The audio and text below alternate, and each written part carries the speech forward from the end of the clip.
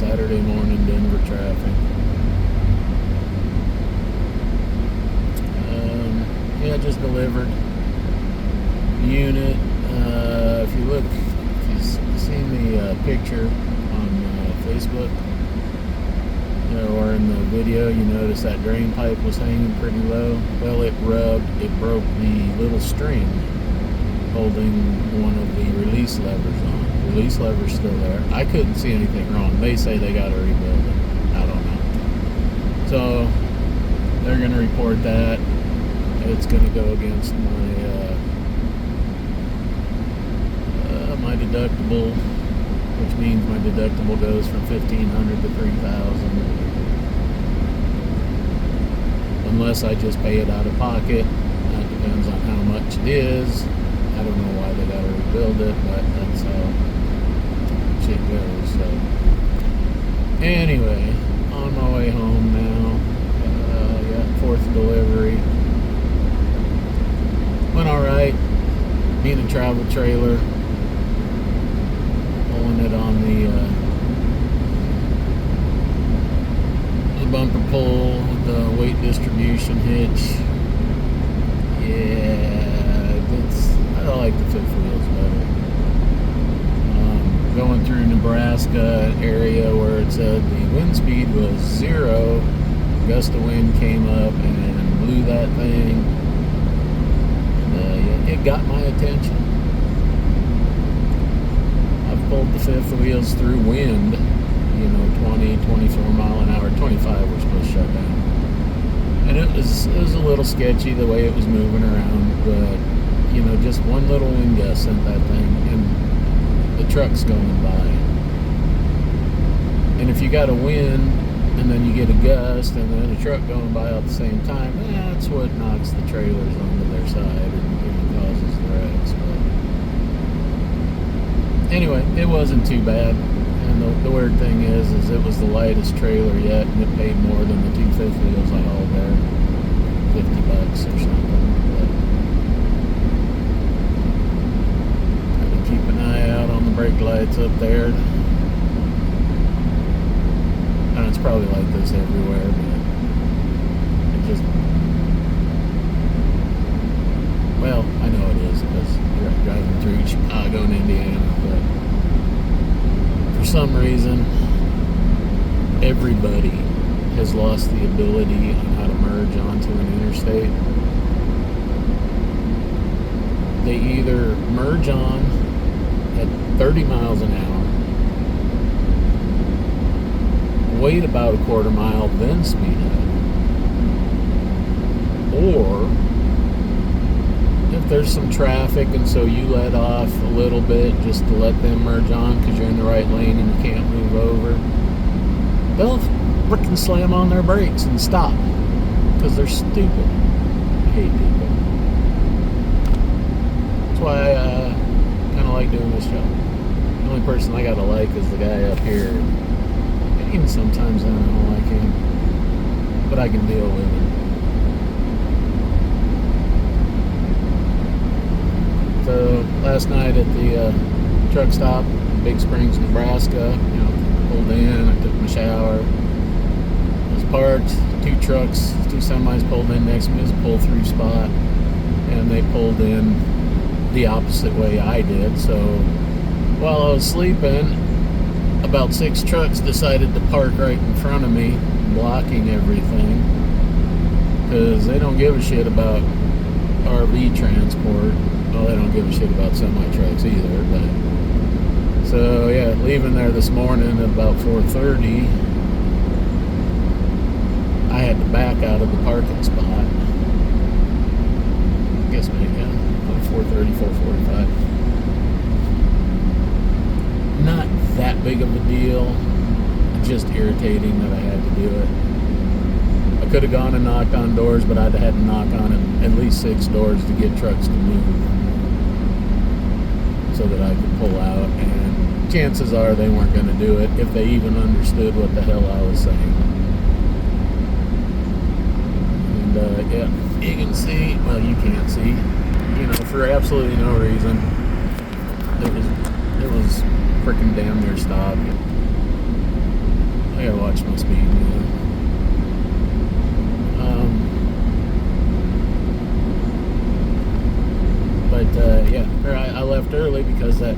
truck stop. They got a lot of parking, but man, it fills up. And it was the worst I've seen. It was my third time staying there. And each time it filled up, but this time, they were parked all kinds of crazy. But that Flying J is only open from 7 a.m. to 10 p.m., which is freaking weird. So since I want to be on the road by 6 so I can get to the dealership a little after 9 when they start receiving, I can't go in and take a leak. Everybody knows you got to take your morning leak. And when you're old and, borderline type 2 diabetes, you got a leak. But anyway, so backed out, went down the road to the Maverick, which has signs all over, no overnight parking, but so far, every night there's been trucks parked there, or every night. Every time I've gone there's been trucks parked in there, and this morning it was over full. So I pulled in, I topped off my tank. I'm hoping I got enough to get to the Pilot in Cheyenne, where I can get cheaper fuel, which I should. It'll be close, but I should. So I fueled up, went around and parked in a no parking zone over by the gas pumps, because I couldn't leave until 6, so I had to sit there. Didn't want to get things going.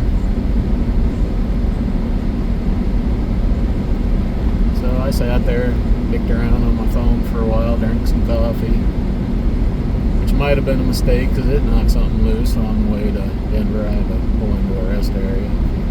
If you know, you know. But luckily it was clean. So I don't even know what the speed limit is at this part where I'm at. It doesn't matter, I'm still being passed. I'm on both sides. I think you got these idiots that think the right lane is for doing 90. Highway etiquette. It's over. It's never coming back. We're just gonna. I think that's gonna be the downfall of society. Is just highway driving. It'll be death race 2000. The more points you get, killing people. 75. Okay. Now that I actually looked, I'm only doing 71, so we're good. But yeah, so I sat there. 6 o'clock came, hit the road, made my pit stop, got there about a little after 9:30. Pulled in like I normally do. They got different people working this weekend. First two times I dropped there, really nice lady, great guys. This time, I got some young kid, and you can't park there, and so I had to back out. Luckily, there was another RV transporter from Horizon, basically a sister company, and he made sure I wasn't going to hit anything as I was backing up where this guy told me to, which wasn't even a parking spot. But anyway, got it done. They said they claimed there was damage on it. I already talked about that, I think. Anyway. So yeah, going home Saturday. It is 11. Whoa. Pay attention, quit looking at the clock. It's 11:15. I should be home.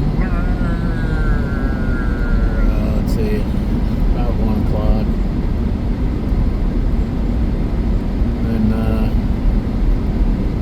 Dad's got an appointment Wednesday and Friday. I made my appointment, CT scan on my lungs for Thursday.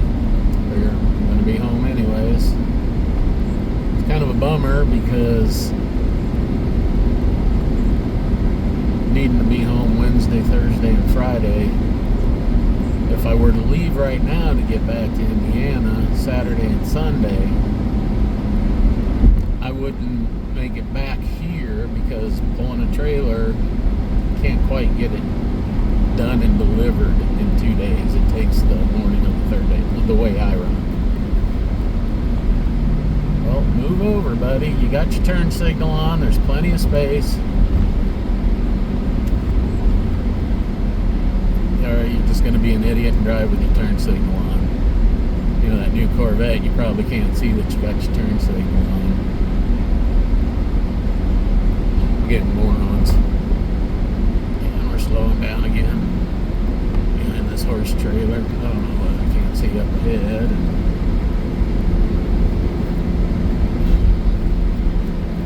Anyway, where was I? I don't remember what the hell I was saying. Oh yeah. So I would have to deliver Wednesday morning. I gotta have Dad his appointment Wednesday morning.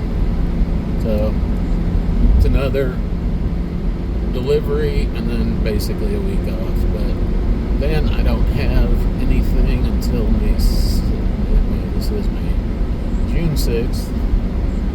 So I could probably do two long deliveries or several short deliveries before I have to be back home. Do you have some stuff while I'm home I need to get done and some other stuff I want to get done. We'll see how much of that happens. But other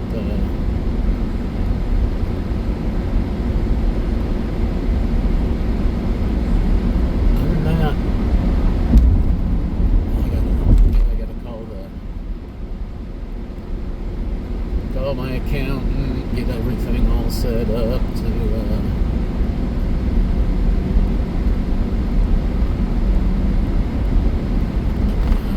get the app set up and that, so somebody that knows more about that shit than I do can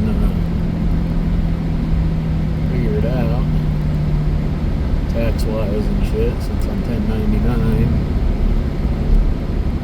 I gotta pay, there's no taxes withheld or anything. Hey, good, get out of my way. And turn this AC down. It's a little bit cool. It's 74.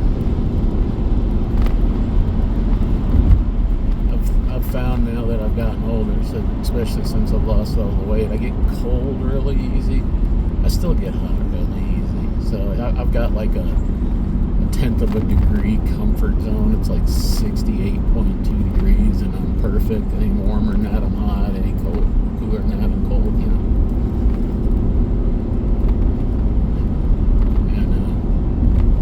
old guy problems. But